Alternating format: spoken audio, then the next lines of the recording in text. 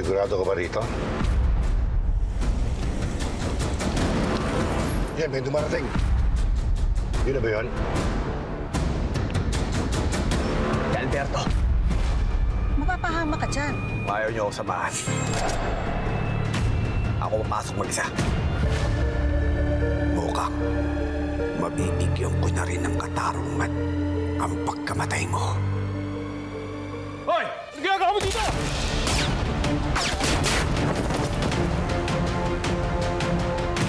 Palimutan niyo!